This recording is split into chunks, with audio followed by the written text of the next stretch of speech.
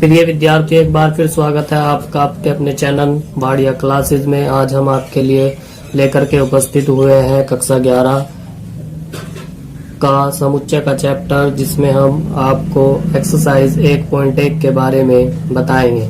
इसका first question आपका दिया गया है, निम्नलिखित में से कौन समुच्चय है, अपने उत्तर का औचित्य भी बतलाएं। तो फर्स्ट आपका दिया गया है, जे अक्षर से प्रारंभ होने वाले वर्ष के सभी महीनों का संग्रह। तो आप सभी जानते हैं कि जे अक्षर से प्रारंभ होने वाले महीने जनवरी, जून, जुलाई होते हैं। इससे अलग कोई भी आपका जो है जे से प्रारंभ होने वाला महीना नहीं होता है, इसलिए ये क्योंकि एक निश्चित है, इसलिए यह आपका क्या है, एक समुच्चय है। फिर आपका सेकंड आपका दिया गया, भारत के 10 सबसे अधिक प्रतिभाशाली लेखकों का संग्रह। यह समुच्चय नहीं है। क्यों? क्योंकि प्रत्येक छात्र के लिए अलग अलग लेखक जो है क्या होंगे, प्रतिभाशाली होंगे। कोई फिक्स आंसर नहीं आएगा, इसलिए ये आपका क्या है, समुच्चय नहीं है। फिर आपका थर्ड दिया गया, विश्व के सर्वश्रेष्ठ 11 बल्लेबाजों का संग्रह। ये भी आपका समुच्चय नहीं है। क्यों नहीं है? क्योंकि इसमें भी आपका प्रत्येक छात्र का आपका अपना अलग आंसर हो सकता है। ठीक है, तो इसमें भी अलग अलग बल्लेबाज आपके सर्वश्रेष्ठ, कोई किसी को सर्वश्रेष्ठ मानता है, कोई किसी को, तो इसका भी आंसर आपका फिक्स नहीं है, इसलिए यह भी आपका समुच्चय नहीं है। फोर्थ में आपकी कक्षा के सभी बालकों का संग्रह है। ये आपका क्या है, एक समुच्चय है। क्यों है समुच्चय? क्योंकि यदि हमारी कक्षा में 100 छात्र हैं तो हमारी कक्षा में 100 ही छात्र रहेंगे, यानी कि आपका क्या है, फिक्स हो गया। और जब ये फिक्स हो गया तो आप कह सकते हैं कि आपका क्या है, समुच्चय है, निश्चित हो गया है। फिर पांचवा आपका दिया गया, 100 से कम सभी प्राकृतिक संख्याओं का संग्रह। ये भी आपका क्या है, समुच्चय है।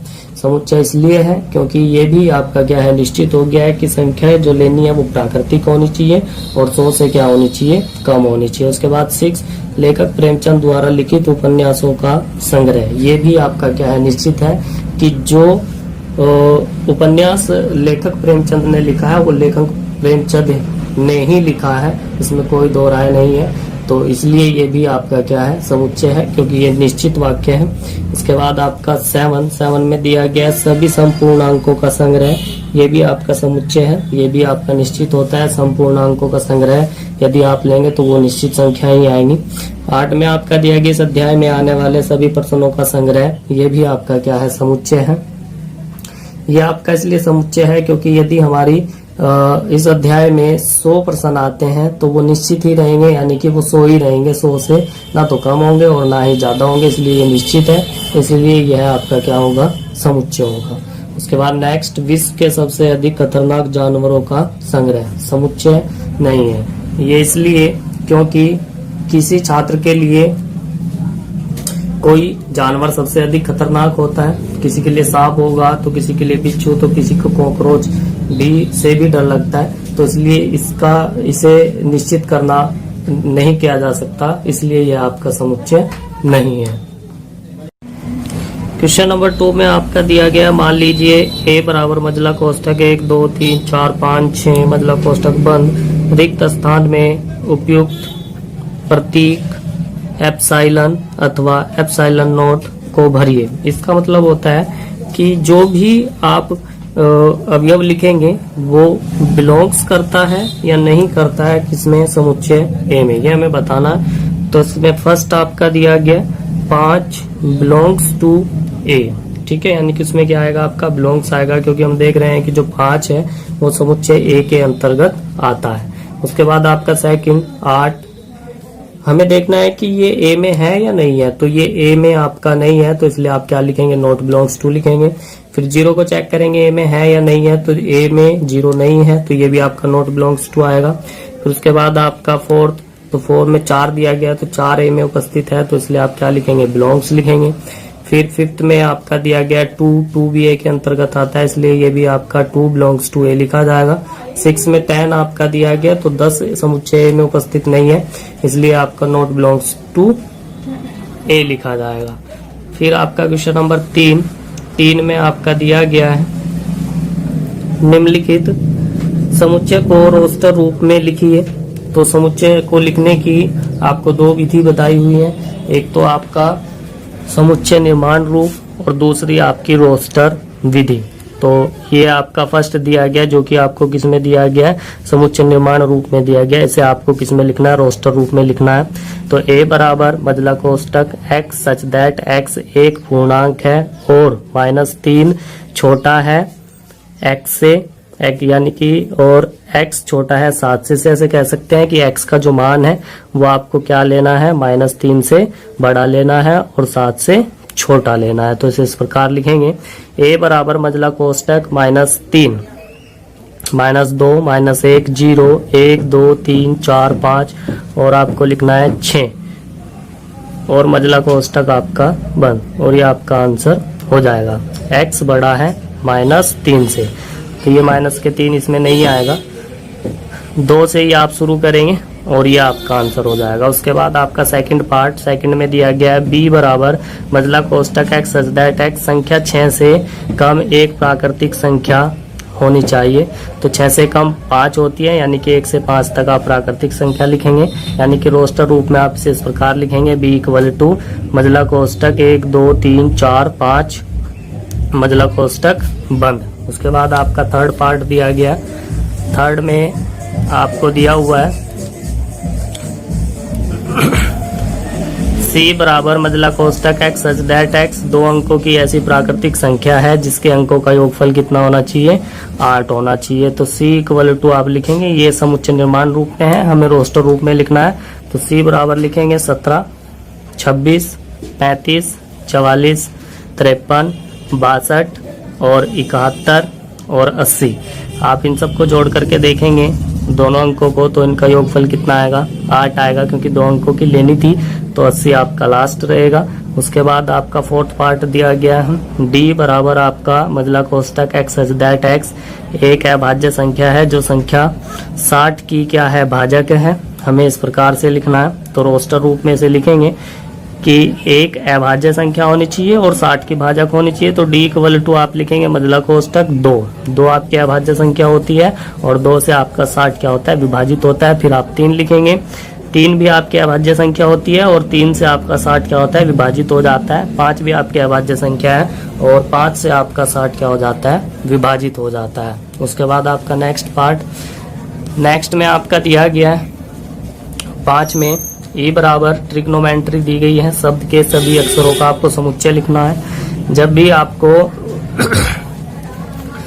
इस प्रकार के शब्द दिए गए होते हैं तो आपको ध्यान रखना होता है कि जब आप उसको रोस्टर रूप में लिखें तो जो भी आपका वर्ड रिपीट होगा वो आपको केवल एक बार लिखना होता है।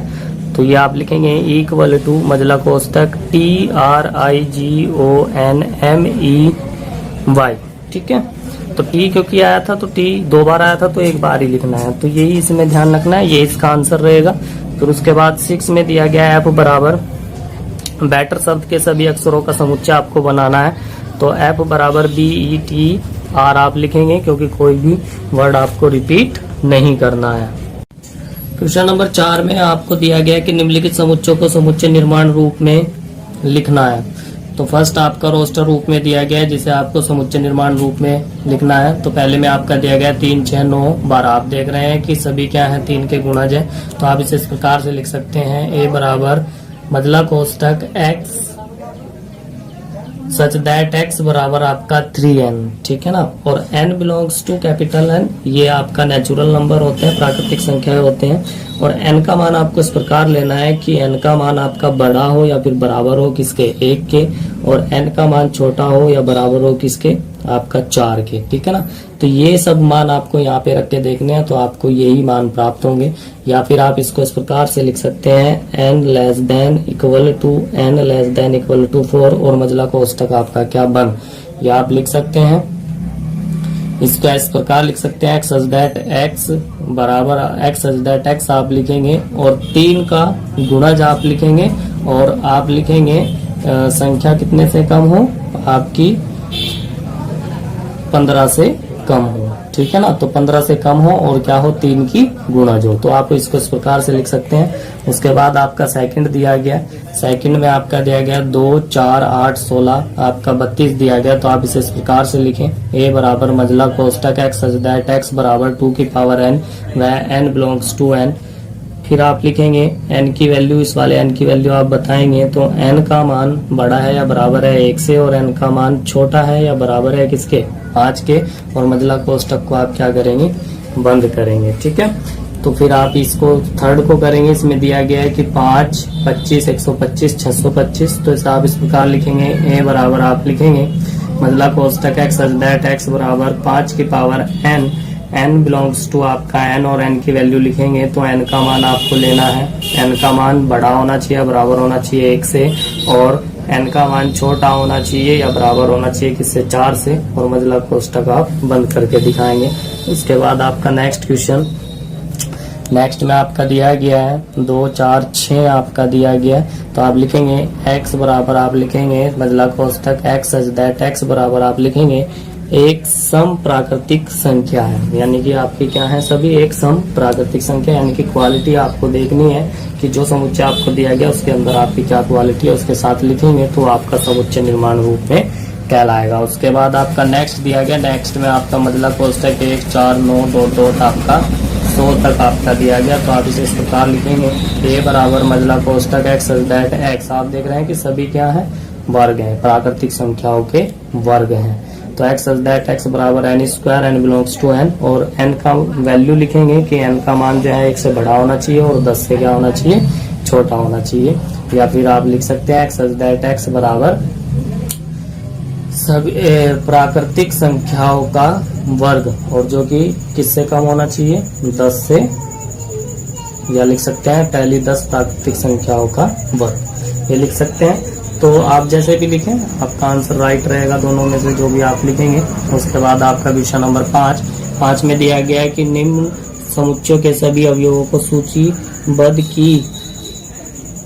कीजिए। तो सूचीबद्ध आपको करना है, और सूचीबद्ध आपको किसको कहते हैं, रोस्टर रूप को कहते हैं। ये आपको ध्यान रखना है कि जब भी क्वेश्चन में आपको सूचीबद्ध करने के लिए कहे तो समझे कि आपको रोस्टर रूप में लिखना है। तो a बराबर x सच दैट x एक विषम प्राकृतिक संख्या है।